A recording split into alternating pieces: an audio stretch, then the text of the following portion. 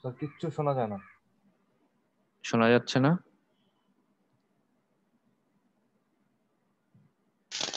কেটে যায় sir.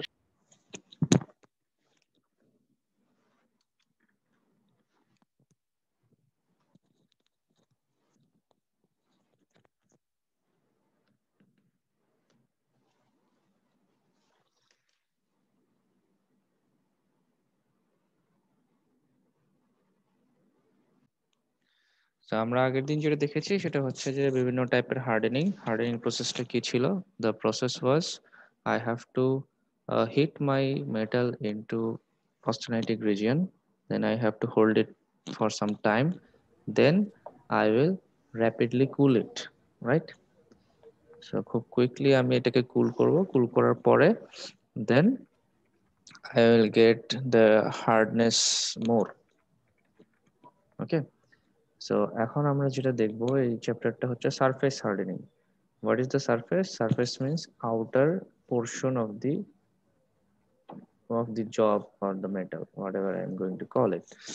So আমার যদি একটা কোনো স্টিলের তৈরি কোনো জিনিস থাকে, সেটার যদি এরকম ক্যারেক্টারিস্টিক লাগে যে সেটার বাইরের যে পোর্শনটা আছে বা কোনো একটা সিলেক্টিভ পোর্শন যেটা আছে, that hardness has to be very high, then afterwards I can actually ভিতরে সেটা একটু কম থাকলেও বা হার্ডনেস কম থাকলেও কোনো সমস্যা নাই, এরকম যদি কোনো কিছু থাকে, in that case we opt to do this surface hardening. Okay, am I clear?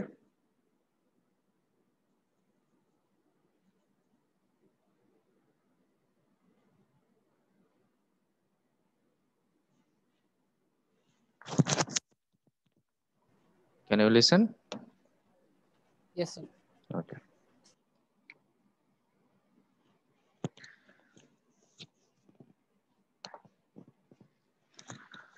তো সারফেস হার্ডেনিং কি আছে, যেটা বললাম যে কোন একটা সিলেক্টিভ এরিয়াতে যদি আমি হার্ড হার্ডনেস বাড়াতে চাই বা হার্ডেন করতে চাই, সেক্ষেত্রে এটা করা হয়।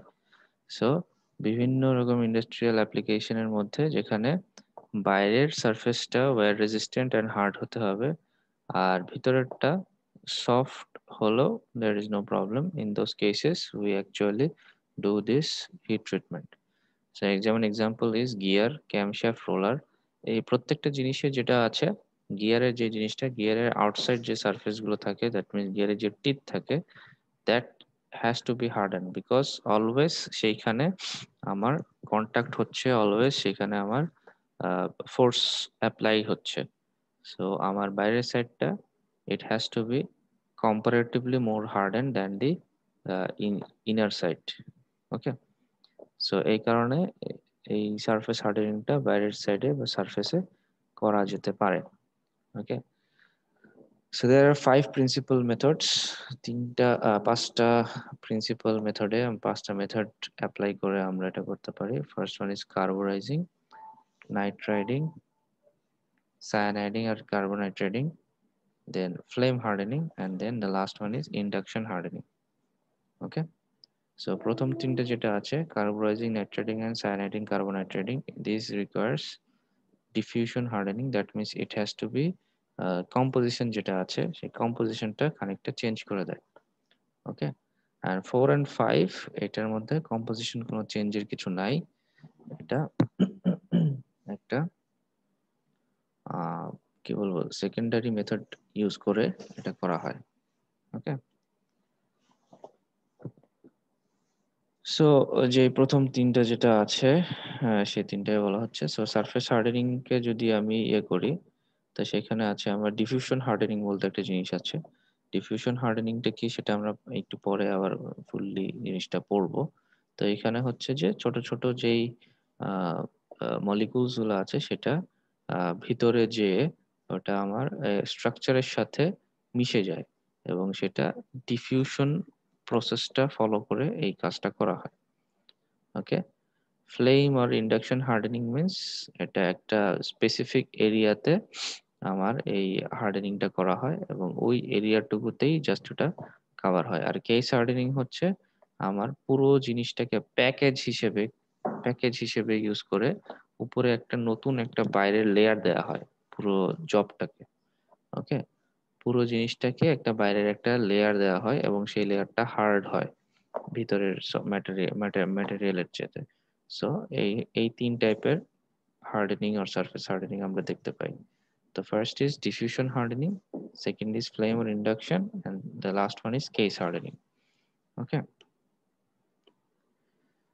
So case hardeningটা কিরকম ভাবে করা হয় সেখান থেকে আসি আমরা ফার্স্টে।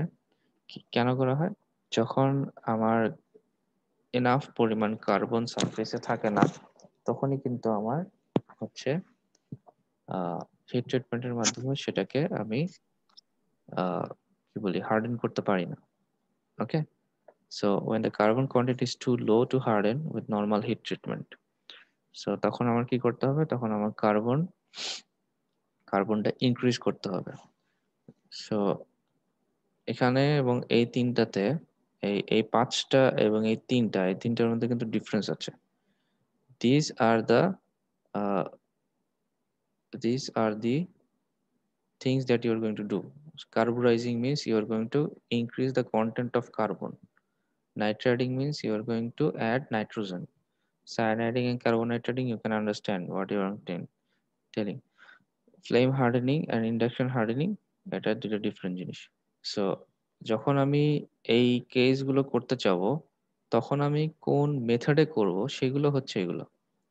ওকে, সেগুলো হচ্ছে এগুলো যে আমি আইদার ডিফিউশন হার্ডেনিং এ অ্যাপ্রোচ করতে পারি, সেখানে আমি কার্বোরাইজিং করতে পারবো, নাইট্রাইটিং করতে পারবো, কার্বোনাইট্রেটিং করতে পারবো, আবার কেস হার্ডেনিং এও আমি তাই করতে পারবো। আর ফ্লেম এন্ড ইন্ডাকশন হার্ডেনিং ওটা লোকালাইজ পারপাসে, ওটা ডিফারেন্ট ওয়েতে করতে হয়। ওকে, সো প্রথম তিনটা করার জন্য এই দুইটার যে কোনো একটা চুজ করতে পারি। আমি কেস হার্ডেনিং করতে পারি অথবা এই ডিফিউশন হার্ডেনিং করতে পারি। ওকে, সো প্রথমে কেস হার্ডেনিং করছি। মানে case hardening means you are going to add carbon or nitrogen. ঠিক আছে, ওই তিনটার একটা তুমি করছো, বাট এই মেথডে করছো। আন্ডারস্টুড? সো ফার্স্ট কে যখন আচ্ছা, যখন আমার হচ্ছে carbon content is not good enough to actually harden it in our normal heat treatment. Okay, so then আমার যখন একটা সিলেক্টেড এরিয়াতে একটা হার্ডনেস লাগবে, তখন আমি এই কেস হার্ডেনিংটা করি। Case hardening can be control very easily. Okay, so it is more controlled process than flame hardening and induction hardening. Okay, can get very hard local areas. That means অনেক বেশি hardness যখন আমার লাগবে একটা specific এরিয়াতে, তখন এই case হার্ডেনিংটা অনেক বেশি কার্যকর হয়। Interstitial diffusion, when tiny solute atoms diffuse into spaces of host atoms. আর substitutional diffusion, যখন ডিফিউশন অ্যাটমটা বড় হয়, তখন ইন্টারস্টিশিয়াল ডিফিউশন যখন হতে পারে না, তখন সাবস্টিটিউশনাল ডিফিউশন হয়। ওকে, এগুলো সামনে আসলে পরে আমাদের এই জিনিসটা হবে। সো কেস হার্ডেনিং এর ক্ষেত্রে আমাদের কি কি রিকোয়ারমেন্ট আছে? Temperature must be greater than 900 degree Fahrenheit.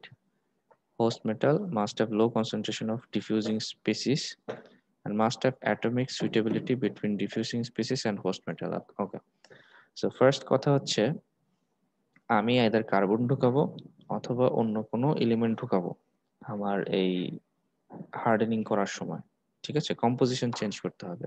তো ফার্স্ট কথা হচ্ছে আমার তো সেই কম্পোজিশন চেঞ্জ করার জন্য যে হোস্ট মেটালটা আছে সেখানে কিন্তু আমার এটাকে জায়গা দিতে হবে, রাইট?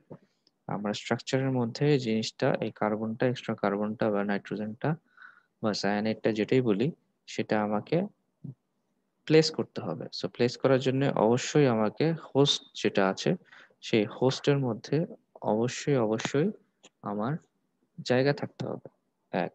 দ্বিতীয়ত হচ্ছে ডিফিউশন কখন হয়? ডিফিউশন কিন্তু তখনই হয় যখন আহ, আমরা কিন্তু এখানে কোনো কেমিক্যাল কম্পোজিশন করছি না, এটা মনে রাখতে হবে।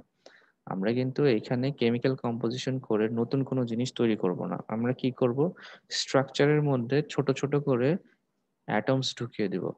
সেটা কার্বনের হোক নাইট্রোজেনের হোক, যেটাই হোক, আমরা স্ট্রাকচারের মধ্যে কিছু অ্যাটম প্লেস করে দিব, যাতে করে সেই অ্যাটমগুলো যেয়ে নিয়ে আমার বাইরের সারফেসটা বা যেখানে তাকে আমি প্লেস করছি সেখানটাতে আমি বেশি হার্ডনেস পাই।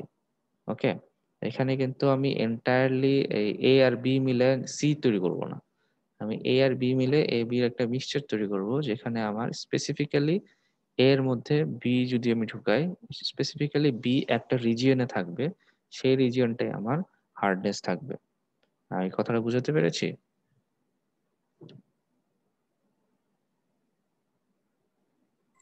Yes sir. ওকে, বুঝলে ভালো। আমি একটা স্পেসিফিক রিজিয়নে বাইরের থেকে কিছু অ্যাটম আমার স্ট্রাকচারের মধ্যে ঢুকায় বসায় রাখবো, যাতে করে it actually gives me better hardness than before.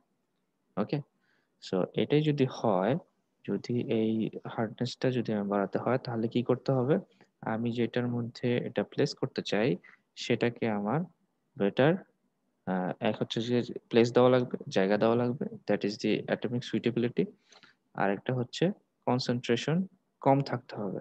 আচ্ছা, সেটার ক্ষেত্রে কি হবে, সেটার ক্ষেত্রে হচ্ছে যে আমার যে অ্যাটমগুলো ভিতরে যাবে, সেই অ্যাটমগুলো ভিতরে যাওয়ার সময় most of the cases they actually go according to the diffusion.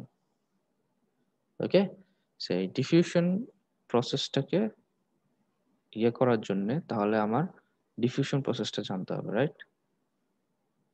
এখন ডিফিউশন প্রসেসটা কি, ডিফিউশনটা আমার এই প্রত্যেকটার ক্ষেত্রেই আমার ডিফিউশন হার্ডেনিং অ্যাপ্লাই করা যায়।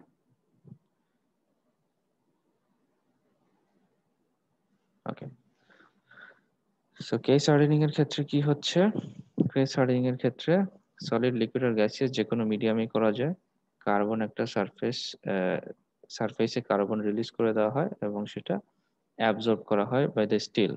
ওকে, এই হচ্ছে যে আমার সেই ডিফিউশনের ল। তো ফার্স্টলি প্রথম যে জিনিসটা আমাকে দেখতে হবে সেই জিনিসটা হচ্ছে যে ডিফিউশনের সিস্টেম হচ্ছে, if there is higher concentration and there is lower concentration, then according to Fick's law, if I keep it in this condition, if I can withstand this condition for longer period, then this higher concentration molecule will travel past to lower concentration area. Okay, high concentration থেকে low concentration এ এইগুলা molecule গুলো shift হবে। Okay, if you keep this condition for adequate amount of time. ওকে, এটা আবার ওই বায়োলজির ব্যাপনের সাথে আবার mixture করে ফেলিও না। ওখানে কিন্তু হচ্ছে যে মাঝখানে একটা ইয়ে থাকতে হয়, মাঝখানে একটা কি বলে একটা ফ্রেম থাকতে হয়, বাংলায় বলে পর্দা থাকতে হয়। ওকে, এখানে কিন্তু সেটা না। এখানে ফিক্স ল আমাকে বলছে যে যদি আমি এই কন্ডিশনটা যদি অ্যাডিকুয়েট অ্যামাউন্ট অফ টাইম এটা ধরে রাখতে পারি, then this higher conditional molecule, higher concentrate molecule will travel fast to lower concentrate molecule to actually take মানে ডিস্ট্রিবিউশনটা ফুল এরিয়াতে যেন প্রপারলি হয়ে যায় সেটা। যেমন এই ক্ষেত্রে, সরি, এই ক্ষেত্রে যেটা হচ্ছে, এইখানটাতে আমার হায়ার কনসেন্ট্রেটেড মলিকুল রয়েছে, রাইট? ব্ল্যাক পোর্শনটা বেশি, এখানে lower concentrated molecules, right? So কি হচ্ছে, আমার যখন এই ব্ল্যাকটা আস্তে আস্তে ডান দিকে সরে আসছে এবং এই হোয়াইট গুলো বাম দিকে সরে আসছে, তখন কি হচ্ছে, একটা অর্গানাইজড ওয়েতে স্ট্রাকচারটা তৈরি হচ্ছে। This is what I am trying to do. আমি একটা হায়ার কনসেন্ট্রেটেডে কার্বন যদি রাখি, এই কালোগুলোকে যদি কার্বন ধরি, আর যদি অনেকগুলো কার্বন মলিকুল এখানে রাখি এবং এটা একটা অ্যামাউন্ট, একটা নির্দিষ্ট পরিমাণ টেম্পারেচারে উঠানোর পরে যদি আমি কন্ডিশনটা ধরে রাখতে পারি, then slowly my carbon will travel past inside the structure of the metal and they will be organized like this. So ফার্স্টে যখন আমার ইয়ে থাকবে, ডিস্টেন্স থাকবে এ আর বির মধ্যে অনেক বেশি যখন যত আমার ডিস্টেন্স থাকবে, এখান থেকে যত আমি এক্স অনুযায়ী এখান থেকে বাম থেকে যত ডানে আমি ট্রাভেল করছি, আমার কিন্তু এ এবং বির মধ্যে এই কালো যে অ্যাটম আছে সেই কালো অ্যাটমের পরিমাণ অ্যাকচুয়ালি আস্তে আস্তে কমছে, রাইট? যখন আমি লেফট থেকে রাইটে যাচ্ছি এই কনসেন্ট্রেশনে, এই অ্যারেঞ্জমেন্টে, তখন আমার কালো অ্যাটমের পরিমাণ কমছে যত ডিস্টেন্সে যাচ্ছে। আর যখন আমি এটা অ্যাডিকুয়েট অ্যামাউন্ট অফ টাইম আমি রেখে দেই এবং এটাকে রিস্ট্রাকচার হওয়ার সুযোগ দিই, তখন কি হয়? তখন আমি লেফট থেকে রাইটে যত যাই, কিন্তু আমার কার্বন সংখ্যা আর চেঞ্জ হয় না। Okay, because it is properly distributed and diffused. আমি কি বুঝতে পেরেছি?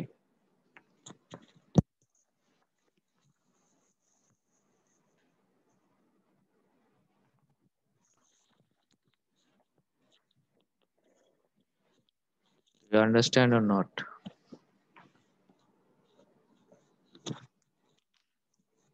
স্যার ডিফিউশন হওয়ার পরে পুরা সব জায়গায় কার্বনের ঘনত্ব সেম হয়ে যাবে? সব জায়গায় একদম এক্স্যাক্টলি সেম হয়ে যাবে তা না, but this structure will take into place, মানে একটা হোমোজেনিটি চলে আসবে।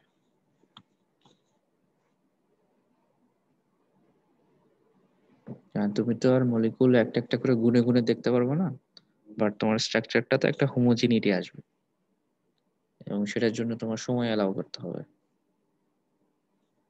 তাহলে মোটামুটি একটা হোমোজিনিয়াস স্ট্রাকচারে যখন দাঁড়াবে, তখন দেখবে যে কার্বনের কনসেন্ট্রেশনে তেমন কোনো ব্যবধান থাকবে না।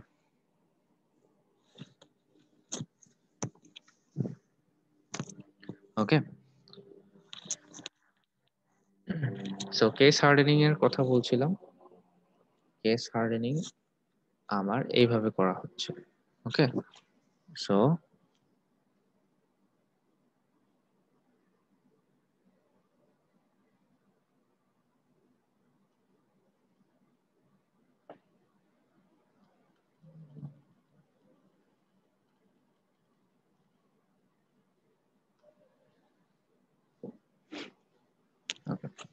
সো এখন আমি হচ্ছে যে specifically carburising, that means carbon কিভাবে অ্যাড করতে হয় বা কিভাবে করা হয় সেটা আমি দেখাচ্ছি।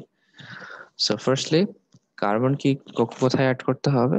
যেখানে অ্যাকচুয়ালি ওই যে আমি আগে বলেছিলাম যে host metal must have low carbon. যখন কার্বন আমার স্পেসিফিক এরিয়াতে কম থাকবে, তখনই একমাত্র আমি লো কার্বন স্টিলের মধ্যে আমি কার্বন অ্যাড করতে পারবো। ওকে, and this process will be called carburization. Carburization means at higher temperature you are going to add carbon to your steel. Okay, so usually এটা কি হয়? This is about 925 degrees Celsius. That means আমার তো 700 cross করলে পরে অস্টেনাইটিক region চলে আসে। So 925 means definitely it is in austenitic region. So carburizing temperature usually takes 925, where structure becomes fully austenitic and has the potential of absorbing the maximum carbon atoms. Okay, so আমি যখন 925 degree সেলসিয়াসে করবো, আমার কিন্তু 723 এর উপরেই শুরু হয়ে যায় austenitic region. So 925, that means definitely it's going to be in austenitic region. যখন austenitic region থাকে, that means it actually has more area to absorb carbon atoms.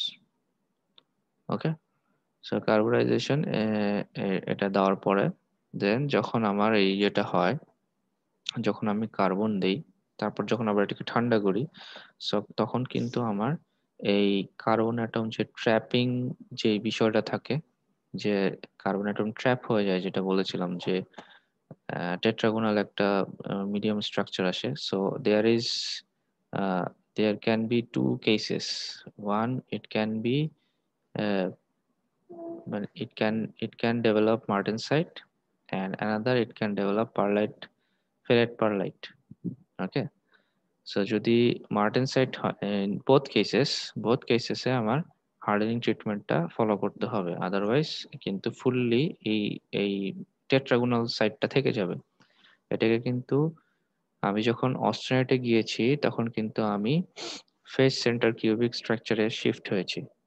সেখান থেকে কিন্তু আবার যখন আমি ঠান্ডা করে নিয়ে আসবো, তখন কিন্তু আমার body centre cubic, that means BCC স্ট্রাকচারে ফেরত আসতে হবে। বাট কার্বন অ্যাটম যখন বেড়ে যায়, তখন কি হয়, এবং যদি আমি সময় অ্যালাউ না করি এটাকে ডিফিউজ হওয়ার বা পুরোপুরি বের হয়ে যাওয়ার, তখন কি হয়, একটা বিসিটি, বডি সেন্টার টেট্রাগোনাল একটা স্ট্রাকচার তৈরি হয়, রাইট? এই স্ট্রাকচারটা যদি থেকে যায়, দেন এটাকে রিলিফ করার জন্যই কিন্তু আমি আবার হার্ডেনিং করি। am I correct?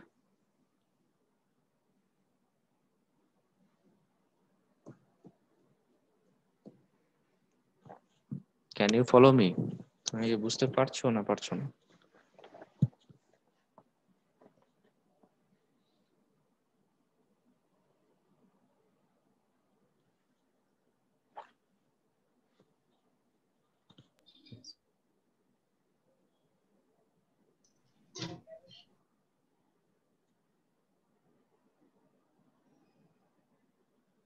না, কোনো অ্যান্সার নেই।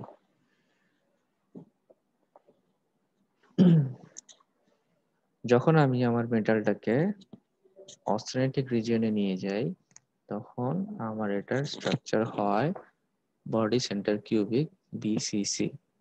ওকে, তো আমি এই অস্টেনেটিক রিজিয়নে যে কি করছি, কার্বোরাইজিং করছি। That means I am increasing the number of carbon atoms. এখন কার্বন অ্যাটমস আমি বাড়ানোর পরে এটাকে তো আবার আমার নর্মাল টেম্পারেচারে ফেরত আনতে হবে, রাইট? তার মানে এটাকে কুল ডাউন করতে হবে। তো এখন কুল ডাউন করার প্রসেসের উপর ডিপেন্ড করে যে এটা কি আমি ফুললি এই বিসিসি এফসিসি থেকে বিসিসি তে কনভার্ট হবে কি হবে না। ওকে, তা এখন যে কেসটা হয়, যদি আমি অ্যাকচুয়ালি যতটুকু টাইম দিতাম, নর্মালি যে যতটুকু টাইম দিতাম এটাকে কুল করার জন্য, তাতে করে আমার কার্বনগুলো ডিফিউজ আউট হয়ে, মানে যেগুলো থাকার দরকার সেগুলো থাকতো, একে বাকি যেগুলো আছে সেগুলো মিক্সচারে বের হয়ে যেত, যে আমার বিসিসি স্ট্রাকচারে ফেরত আসতো। ঠিক আছে, কিন্তু এখন তো আমার কার্বনের অ্যাটম বেশি, সো আমার নর্মালের চেয়ে টাইমও বেশি লাগবে এটাকে কুল ডাউন করার জন্য। তো এখন আমি যদি সেই কুল ডাউনের টাইমটা ইনক্রিজ না করি, তখন কি হতে পারে? তখন হতে পারে যে আমার এখানে হয়,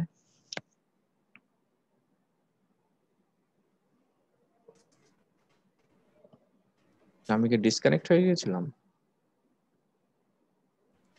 ইয়েস স্যার। জি স্যার। কতটুকু শুনতে? কথা কাটাকাটি আসছে স্যার। কথা কেটে কেটে স্যার আসছে স্যার। অনেকক্ষণ ধরে কথা বোঝা যাচ্ছে না স্যার, খুবই কাটা কাটা আসতেছে স্যার। এখন ধরে এই এই স্লাইডটা বুঝা গেছে? এই স্লাইডটা কি বুঝা গেছে? না স্যার, একটু আরেকবার বলেন স্যার, এইটাতে স্যার অনেক কাটাকাটি আসছে। আচ্ছা, এটা স্যার বুঝা গেছে এখনো তাই তো? ঠিক মতো আসছে না স্যার। এটা বুঝা গিয়েছে, এটা বুঝা গিয়েছে।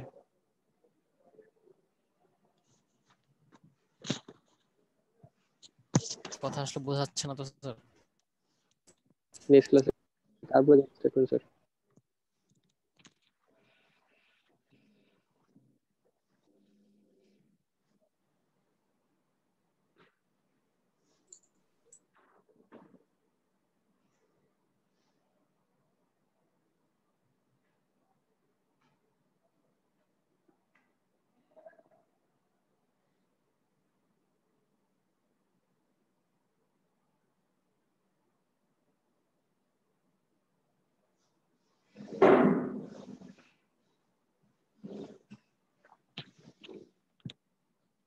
Now am I audible?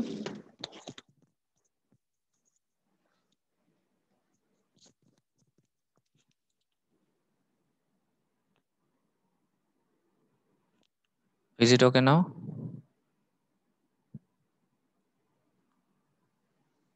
Is it okay? Lagging করতেছে স্যার আপনার ভয়েস।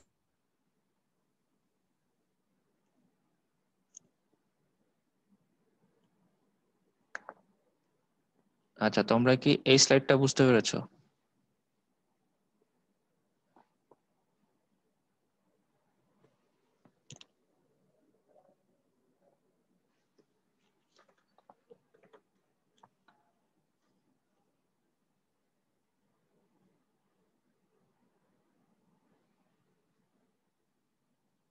এই স্লাইডটা কি বুঝা গিয়েছিল?